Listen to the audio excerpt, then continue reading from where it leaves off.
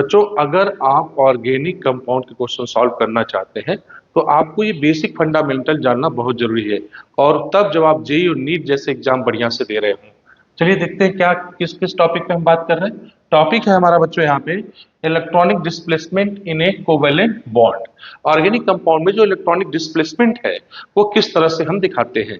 देखिए यहाँ दो है, इलेक्ट्रॉनिक डिस्प्लेसमेंट हम बात करेंगे तो हमारे पास दो तरह के इलेक्ट्रॉन्स कोवेलेंट कंपाउंड या कोवेलेंट बॉन्ड में पाया जाता है, एक सिग्मा इलेक्ट्रॉन और एक पाई इलेक्ट्रॉन्स। इस सिग्मा इलेक्ट्रॉन पाई इलेक्ट्रॉन का जो है ट्रांसफर या डीलोकलाइजेशन से रिलेटेड हम यहाँ बात करने वाले हैं। तो आपने पढ़ा होगा एक सबसे जो पहला आप हेडिंग आप पढ़ते हो इंडक्टिव इफेक्ट, इंडक्टिव इफेक्ट है ना, इंडक्टिव इफेक्ट। यूपी बोर्ड के बच्चे इसको प्रेरण प्रभाव भी कहते हैं, ठीक है, हिंदी मीडियम से बच्चे जो पढ़ते हैं।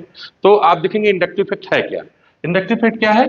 Transfer of sigma electron from less electronegative species to more electronegative species.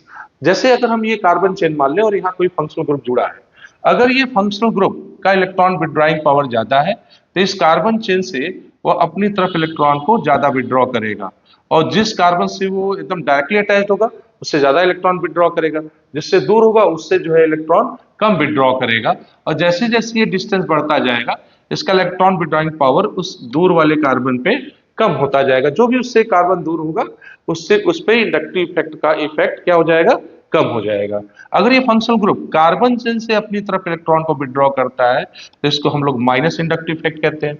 अगर ठीक इसका उल्टा देखें, यानी हम इसे माइनस या निगेटिव इंडक्टिव इफेक्ट, अगर यही इस कार्बन चेन पे इलेक्ट्रॉन क्या करता, कार्बन चेन इससे ज्यादा इलेक्ट्रॉन विड्रॉइंग होता फंक्शनल ग्रुप से, तो ये अपनी तरफ इलेक्ट्रॉन को ज्यादा विड्रॉ करता है ना।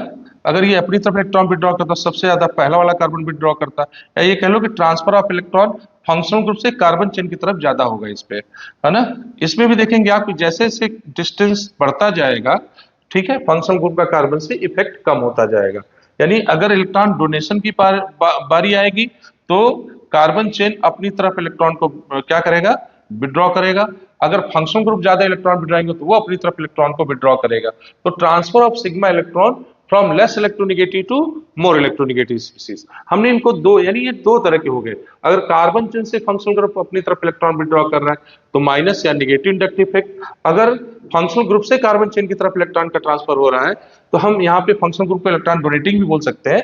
कार्बन चेन अपनी तरफ इलेक्ट्रॉन से कार्बन चेन की तरफ इलेक्ट्रॉन ही क्या करेगा? ज्यादा डोनेट करेगा फंक्शनल ग्रुप। तो इस तरह के इफेक्ट को हम लोग पॉजिटिव इंडक्टिव इफेक्ट कहेंगे, है ना। इसमें देखिए दो चीजें याद रखनी है, कौन कौन से फंक्शनल ग्रुप है जिनका इलेक्ट्रॉन विड्रॉइंग पावर ज्यादा है, यानी कार्बन चेन से अपनी तरफ इलेक्ट्रॉन को ज्यादा विड्रॉ करेंगे। तो उसके लिए देखिए हम जो है एक ये ट्रेंड बना के रखे हुए हैं।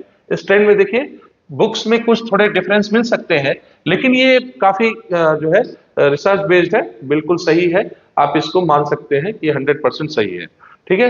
कुछ बुक्स में इधर उधर एक आध दे रखा है उन्होंने, तो उस पर बहुत ज्यादा डिस्कशन करने की या कंफ्यूज होने की जरूरत नहीं है। यहाँ इंडक्टिव इफेक्ट देखा जाए तो माइनस आई की जो है जितने फंक्शनल ग्रुप है ना, वो दिए गए हैं कि किनका इलेक्ट्रॉन विड्रॉइंग पावर ज्यादा है और किनका कम, यानी ये डिक्रीजिंग ऑर्डर है, ठीक। इसी तरह अगर प्लस आई यानी कि इलेक्ट्रॉन डोनेटिंग ग्रुप का देखा जाए, ये इलेक्ट्रॉन विड्रॉइंग ग्रुप हो जाएंगे, और इलेक्ट्रॉन डोनेटिंग ग्रुप का देखेंगे हम लोग। तो इसमें आर ओ माइनस यानी alkyl group is electron donating group, then O minus CO minus, okay, tertiary, secondary, primary, methyl.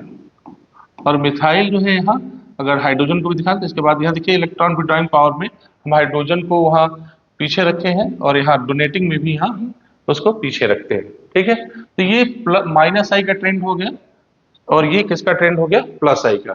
ये वो फंक्शनल ग्रुप है जो कहीं से भी इलेक्ट्रॉन विड्रॉ कर सकते हैं, और ये फंक्शनल ग्रुप है जो कहीं पे इलेक्ट्रॉन डोनेट कर सकते हैं। कौन से electron? Transfer of sigma electron.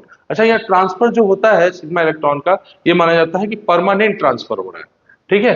यहाँ परमानेंट ट्रांसफर अब क्या हो रहा है? सिग्मा इलेक्ट्रॉन, ठीक। तो इंडक्टिव इफेक्ट हो गया permanent transfer of sigma electron. आप देखते होंगे कि बहुत जगहों पे कोई इलेक्ट्रॉन डिफिशिएंट ग्रुप है या कहीं इलेक्ट्रॉन रिच स्पीसीज है, तो उनकी स्टेबिलिटी से रिलेटेड जब हमें क्वेश्चंस आते हैं तो ये बहुत जो है काम का चीज है ना, बहुत बेसिक फंडामेंटल है जो आपके क्वेश्चन को क्लियर करता है। मान लो कोई इलेक्ट्रॉन डिफिशिएंट ग्रुप है और यहाँ हम इलेक्ट्रॉन डोनेटिंग ग्रुप लगा दें, जितना बढ़िया इलेक्ट्रॉन डोनेटिंग ग्रुप लगाएंगे वो इसकी स्टेबिलिटी को उतना ही ज्यादा बढ़ा रहा होगा, है ना। अब ये अगर ट्रेंड में ये चार हो तो इन्हीं इन्हीं के अनुसार जो है ट्रेंड बन जाएगा। अगर यहाँ पे इलेक्ट्रॉन विड्रॉइंग लगा दे तो ये उतनी ही स्टेबिलिटी को क्या कर रहे होंगे, कम कर रहे होंगे या डिक्रीज कर रहे होंगे। जैसे अगर कोई मान लो इलेक्ट्रॉन रिच स्पीसीज है, तो अब यहाँ पे अगर इलेक्ट्रॉन विड्रॉइंग ग्रुप लगा दे तो ये इसकी स्टेबिलिटी को क्या कर रहे होंगे, निगेटिव चार्ज की एक्टिविटी ज्यादा होती है तो इसकी स्टेबिलिटी कम। अगर कोई इलेक्ट्रॉन विड्रॉइंग ग्रुप लगा दे तो वो इधर से इलेक्ट्रॉन विड्रॉ करके इसकी स्टेबिलिटी को क्या कर रहा होगा, बढ़ा रहा होगा, इंक्रीज कर रहा होगा।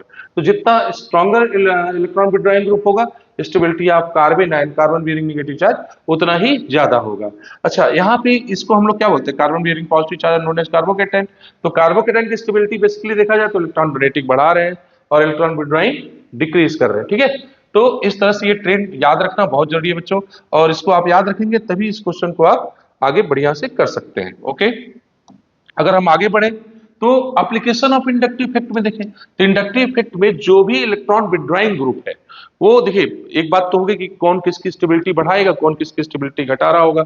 इसी तरह अगर हम एसिड और बेस की एसिडिक बेसिक स्ट्रेंथ देख रहे हो तो electron withdrawing group generally mostly ये देखा है जाता है, या हमेशा कह सकते हैं आप कि वह एसिडिक स्ट्रेंथ को बढ़ा रहे होते हैं, और डोनेटिंग ग्रुप क्या करते हैं, बेसिक स्ट्रेंथ को बढ़ा रहे होते हैं।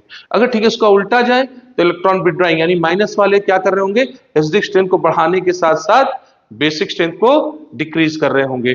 और इसका इसी तरह इलेक्ट्रॉन डोनेटिंग के रिस्पेक्ट में देखा जाए तो electron donating group basic strength को बढ़ा रहे होंगे और जो है एसिडिक स्ट्रेंथ को घटा रहे होंगे, है ना।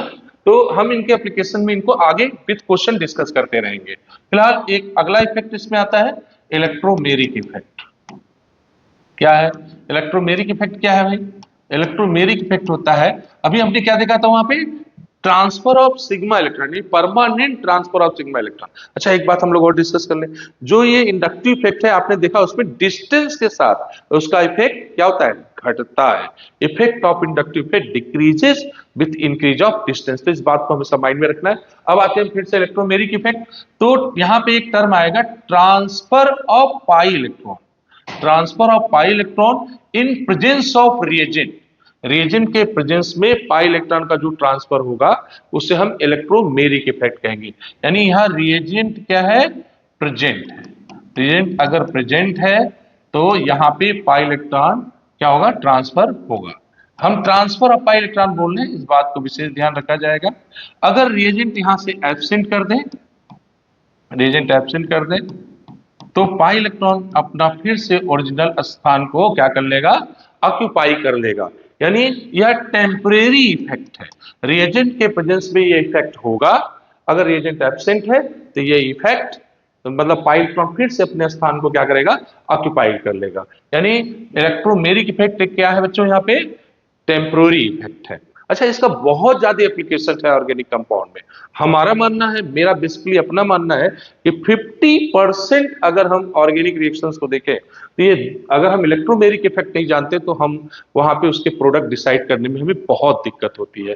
आप सोच रहे होंगे क्या सर बात कर रहे हैं, आइए देखते हैं। देखिए, अगर आप एल्कीन्स और एल्काइंस की बात करें यानी अनसैचुरेटेड कंपाउंड में, है ना, तो वहां पे जो पाई इलेक्ट्रॉन का ट्रांसफर होता है, देखिए कैसे किस तरीके से, हम जैसे हम एल्कीन का एग्जांपल ले रहे हैं, अगर कोई सपोज करें कि रिएजेंट ऐसा है जिसके पास इलेक्ट्रॉन की डिफिशियंसी है, हम उसे डिफिशियंट, जहां डिफिशियंसी ऑफ इलेक्ट्रॉन होता है उसे हम लोग क्या बोलते हैं, इलेक्ट्रॉन लविंग या इलेक्ट्रोफाइल। तो अब पाई इलेक्ट्रॉन जहां पे ट्रांसफर हो रहा है अगर वहीं पे जाके रिएजेंट ऐड हो जाए तो इसे हम कहते हैं प्लस या पॉजिटिव इलेक्ट्रोमेरिक इफेक्ट, है ना। क्यों ऐसा हुआ कि पाई इलेक्ट्रॉन यहां गया तो वहीं पे जाके रिएजेंट जुड़ा, और यहां पहले क्यों इलेक्ट्रोफाइल ही जुड़ रहा है, कंफ्यूजन है कि यहां न्यूक्लियोफाइल भी जुड़ जाता सर तो क्या दिक्कत था। आइए इस पे छोटी सी बात करते हैं बच्चों। देखो यहां पे क्या है कि ये कार्बन कार्बन बॉन्ड क्या है ना, सिमिलर एक जैसे हैं और ये नॉन पोलर नेचर के हैं। अच्छा, नॉन पोलर है लेकिन इनके बीच में क्या है, एक सिग्मा और एक पाई बॉन्ड है।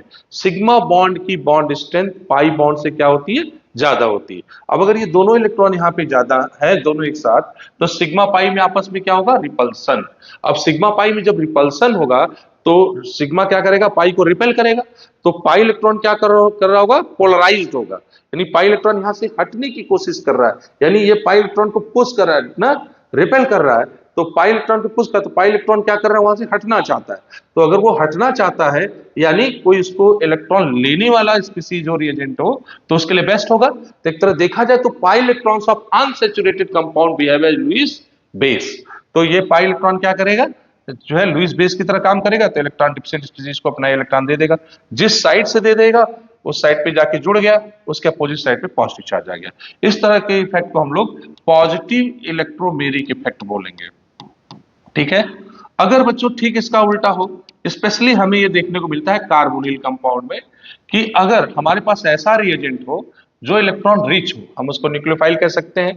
तो कार्बन ऑक्सीजन में, अब देखिए यहां भी सिग्मा पाई बॉन्ड है, थोड़ा कंफ्यूजन होता है बच्चों को कि सर यहां भी पाई है तो क्या ये पाई इलेक्ट्रॉन लुईस बेस की तरह बिहेव करेगा कि नहीं। देखिए कार्बोनिल कंपाउंड में ये इलेक्ट्रॉन निगेटिव, ये मोर इलेक्ट्रोनिगेटिव है, तो यहाँ पार्शियल निगेटिव, यहाँ पार्शियल पॉजिटिव, डायपोल का फॉर्मेशन हो गया, यानी ये पोलर हो गया। तो पोलर बॉन्ड के बीच में अगर पाई है तो उसकी बॉन्ड स्ट्रेंथ बढ़ गई, तो अब ये यहां पाई इलेक्ट्रॉन लुईस बेस की तरह बिहेव नहीं करेगा। लेकिन कार्बोनिल कार्बन में ये carbon always feel the deficiency of electron, that's why here attack of nucleophile takes place first. अगर ये ऐसा होगा तो ये पाई इलेक्ट्रॉन यहाँ पे ट्रांसफर हो जाएगा। अगर ये ट्रांसफर होगा तो न्यूक्लियोफाइल यहां से जुड़ गया। अगर आप इसको ध्यान से देखें तो हम अब यहां पे क्या हुआ कि जहां पे पाई इलेक्ट्रॉन गया उसके अपोजिट न्यूक्लियोफाइल जाके जुड़ गया। तो इससे हम क्या कहेंगे, हम इसको नाम देंगे निगेटिव इलेक्ट्रोमेरिक इफेक्ट। इसको हम नाम देंगे निगेटिव इलेक्ट्रोमेरिक इफेक्ट नाम दे रहे हैं। ठीक है। अब मैंने पहले कहा कि ऑर्गेनिक कंपाउंड के मोस्ट ऑफ द 50% रिएक्शन इसी बेस्ड है। अब बच्चों देखिए अनसैचुरेटेड कंपाउंड जो एल्कीन या एल्काइन है, उनमें पहले कौन जोड़ रहा होगा, इलेक्ट्रोफाइल, यानी पहले इलेक्ट्रोफिलिक एडिशन हो रहा होगा। और जितने कार्बोनिल कंपाउंड है जैसे एल्डिहाइड है, कीटोन है, उनमें तो स्पेशली पहले कौन जोड़ रहा होगा, न्यूक्लियोफाइल, न्यूक्लियोफिलिक एडिशन दे रहे होंगे। ठीक है। अब इन्हीं के रिस्पेक्ट में और फंक्शनल ग्रुप को देखा जाए तो कार्बोनिल ग्रुप और कहां कहां होता है, एल्डिहाइड और कीटोन्स में तो प्रीडोमिनेटिंग है ये। साथ ही साथ आप कार्बोक्सिलिक एसिड में देख सकते हैं या कार्बोक्सिलिक एसिड डेरिवेटिव में देख सकते हैं। तो फर्स्ट ऑफ ऑल देखा जाए तो जहां पे भी कार्बोनिल कंपाउंड होंगे वहां पे न्यूक्लियोफिलिक अटैक पहले होगा, और उसके बाद आप देखेंगे यहां निगेटिव चार्ज आ रहा है, यानी इसके बाद हम इलेक्ट्रोफाइल इस पे ऐड कर सकते हैं। सिमिलरली अगर यहां पे इसको एक्सप्लेन करें नॉन पोलर नेचर में, तो यहां पे पहले इलेक्ट्रोफाइल जुड़ रहा होगा, बाद में इस पे न्यूक्लियोफाइल जुड़ रहा होगा। यानी हमें क्लियर हो गया कि जो हमारे पास रिएजेंट है वो कहां पे पहले, कौन सा रिएजेंट कहां पे पहले जुड़ेगा, ये कॉन्सेप्ट हम इसी इलेक्ट्रोमेरिक इफेक्ट की सहायता से समझ सकते हैं। ठीक है। जो तीसरा इफेक्ट है बच्चों, यहां पे जो तीसरा इफेक्ट है आपका वो क्या है, resonance effect. Resonance effect, resonance effect, यहां पे हम अब बोल रहे होंगे डीलोकलाइजेशन ऑफ पाई इलेक्ट्रॉन। एक टर्म एकदम सिंपल सा दिमाग में रखना है, डीलोकलाइजेशन ऑफ पाई इलेक्ट्रॉन।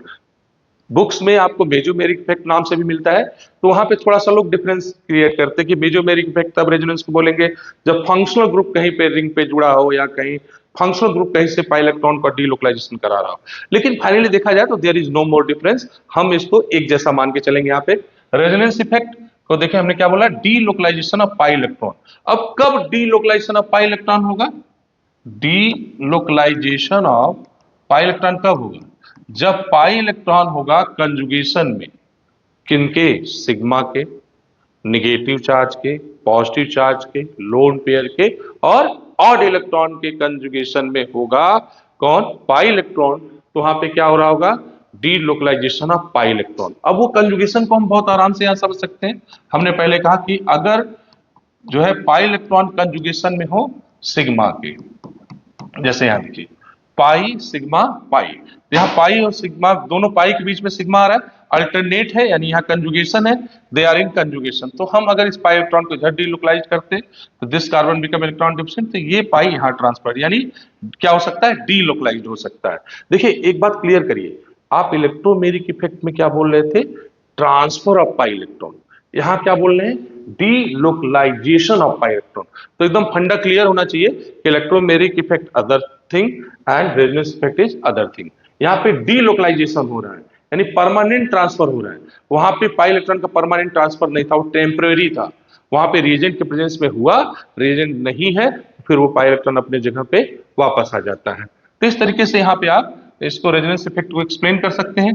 देखिए अगर ये ऐसे कंजुगेशन में है तो जहां से जाएगा वहां पे पॉजिटिव चार्ज, और जहां पे जाएगा इलेक्ट्रॉन वहां कैसा चार्ज, निगेटिव चार्ज आ जाएगा। तो इस तरीके से आप यहाँ पाई सिग्मा पाई, पाई का कंजुगेशन सिग्मा के साथ आपने देखा। अब पाई का कंजुगेशन नेगेटिव चार्ज के साथ भी हो सकता है, नेगेटिव सिग्मा पाई। तो यहाँ पे नेगेटिव चार्ज जो है उसकी मोबिलिटी ज्यादा होगी, तो नेगेटिव पहले मूव करेगा और फिर ये पाई यहाँ मूव कर जाएगा। इस तरीके से आप देखें तो यहाँ CH2 minus CH double bond CH2, okay. Negative sigma pi यहाँ कंजुगेशन है। अच्छा, इसको डबल हेडेड एरोस क्यों दिखाते हैं?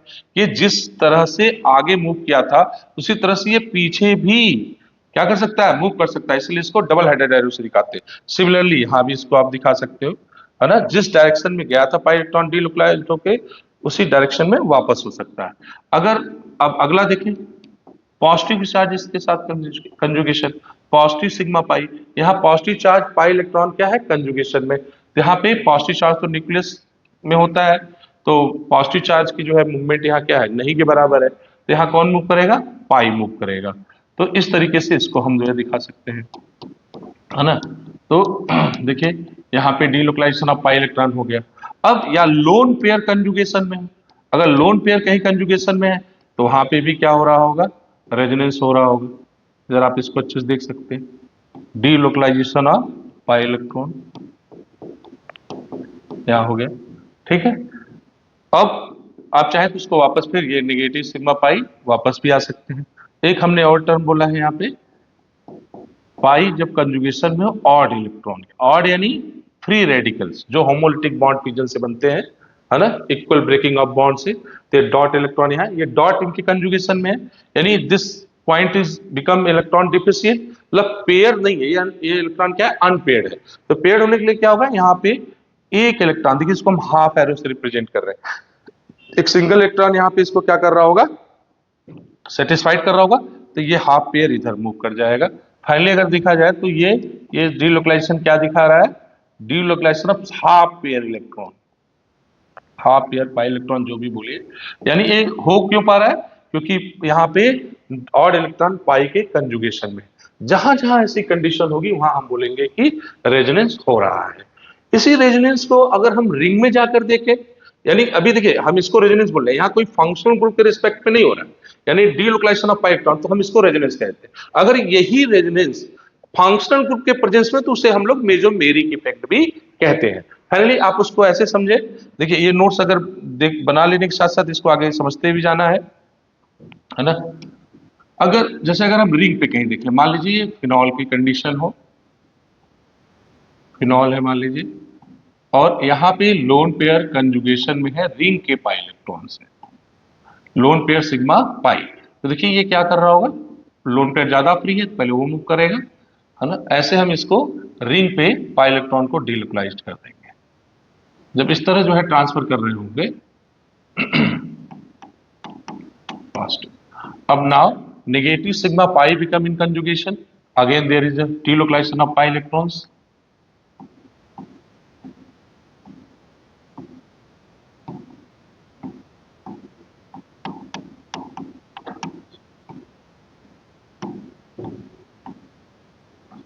तो आप देख रहे हैं कि फिनॉल के केस में दो तीन तीन पोजीशंस पे इलेक्ट्रॉन डेंसिटी कौन बढ़ा रहा है। अच्छा, इसको हम एक स्टेप पीछे थोड़ा चलेंगे, है ना।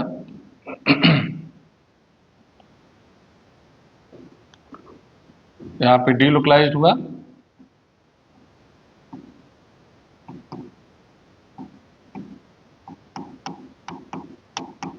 फिर नेगेटिव सिग्मा पाई,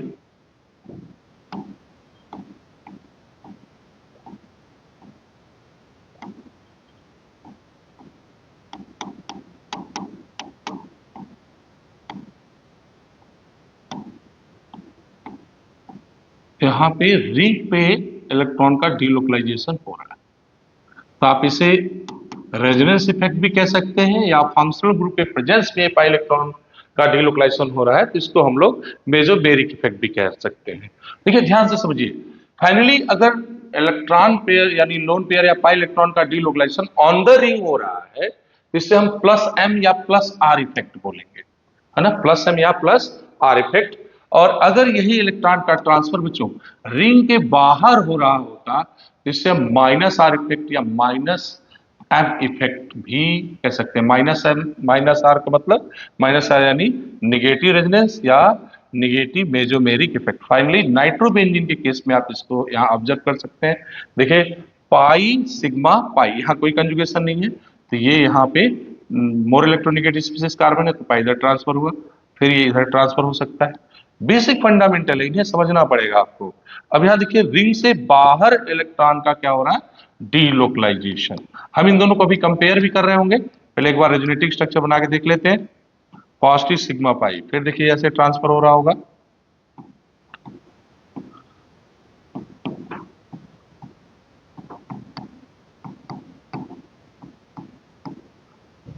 पॉजिटिव सिग्मा पाई,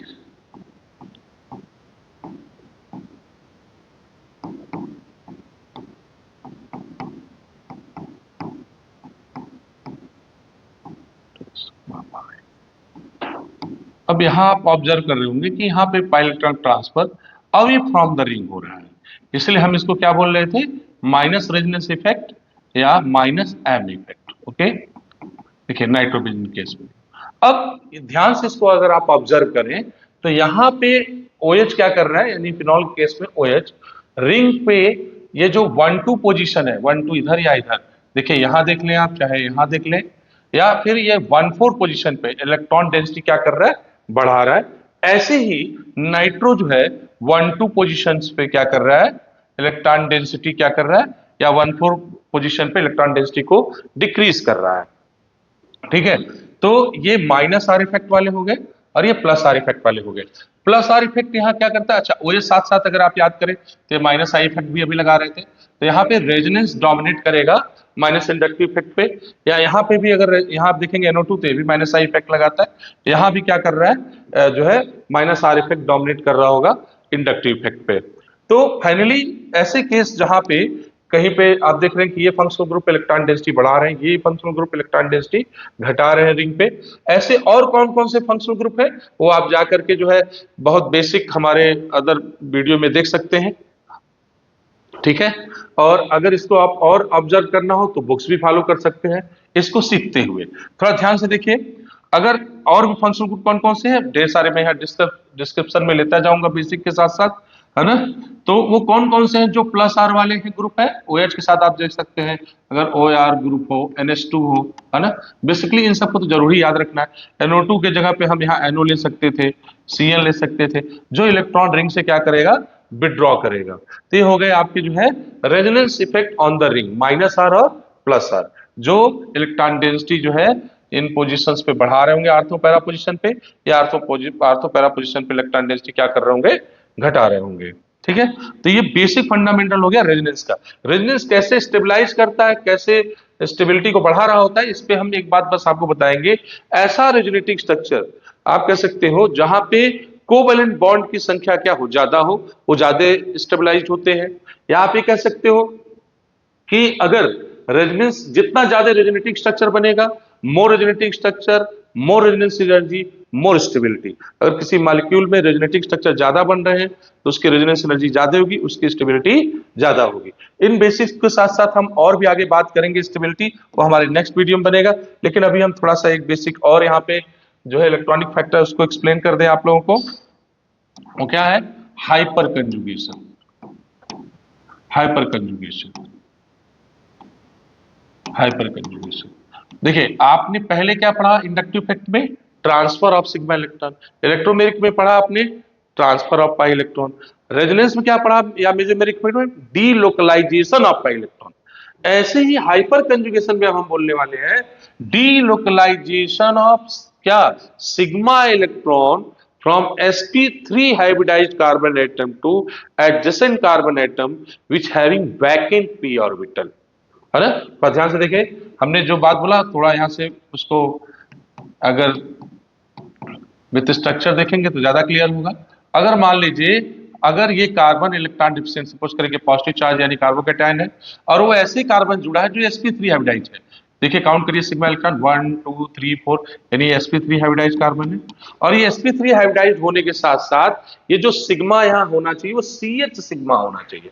इसलिए बच्चों ऐसे कार्बन जिनके पास इलेक्ट्रॉन की डिफिशियंसी है उनसे जुड़े हुए कार्बन को हम लोग अल्फा बोलेंगे, और उनसे जुड़े हुए हाइड्रोजन को अल्फा हाइड्रोजन। तो हाइपर कंजुगेशन में अल्फा हाइड्रोजन का होना बहुत ही जरूरी है। क्यों? अगर अल्फा हाइड्रोजन नहीं है तो सिग्मा इलेक्ट्रॉन का डीलोकलाइजेशन यहाँ पॉसिबल नहीं होता। यह एक इमेजिनरी इफेक्ट है, लगेगा जैसे कि एक रेजोनेंस है, but it is weaker than resonance. That is the reason hyperconjugation are also known as weak resonance effect. आइए इसके बारे में और कुछ देखते हैं। अगर अब ये सिग्मा इंट्रैक्ट होगा और ये यहाँ पे फाइनली ऐसे ट्रांसफर हो जाएगा सिग्मा इलेक्ट्रॉन का। अगर ये ट्रांसफर होगा तो आप जब इसको देखते होंगे विद स्ट्रक्चर, तो हाइड्रोजन ऐसे यहाँ हवा में लटका रहता है। ये क्यों लटका रहता है इस बारे में भी हम बात करते हैं। देखिए ये हवा में लटका नहीं रहता है, यह मैंने पहले ही कहा कि hyper conjugation is an imaginary effect, imaginary effect and weaker then क्या रेजोनेंस, क्योंकि यहाँ पे सिग्मा इलेक्ट्रॉन का डीलोकलाइजेशन हो रहा है। लेकिन ये कंजुगेशन ओरिजिनली 100% होता नहीं है, पर हो जाता है। थोड़ा इसको समझते हैं, क्योंकि अगर 100% सिग्मा का ट्रांसफर होता तो ये कभी हवा में यह नहीं लटकता। यानी हमारी जरूरत जो है ऑर्गेनिक में समझने के लिए उसको ये सेटिस्फाई करता है। इसलिए ये मान लिया जाता है कि अगर कोई कार्बन इलेक्ट्रॉन डिफिशिएंट है और उससे जुड़ा हुआ carbon sp3 hybridize having CH sigma bond, then there is a delocalization of sigma electron takes place, and there is a delocalization of sigma electron takes place, and इसी को हम क्या बोल देते हैं हाइपर कंजुगेशन। तो ये भी क्या है, जितने ज्यादा सिग्मा बॉन्ड होंगे CH सिग्मा, उतनी बार रेजोनेटिंग सॉरी उतने हाइपर कंजुगेटिव स्ट्रक्चर इस पे बन जाएंगे। जैसे 1 2 3, तो यहाँ जितने CH सिग्मा है उतने ज्यादा हाइपर कंजुगेशन बन जाएंगे। अच्छा, इसे बताने वाले साइंटिस्ट का नाम था Baker Nathan. That's why hyperconjugation are also known as Baker Nathan effect, है ना। और ये क्योंकि यहाँ पे बॉन्ड दिखाई नहीं दे रहा होता है, इसलिए इसको एक नाम और देते हैं no bond resonance. No bond resonance, resonance, no bond resonance, है ना।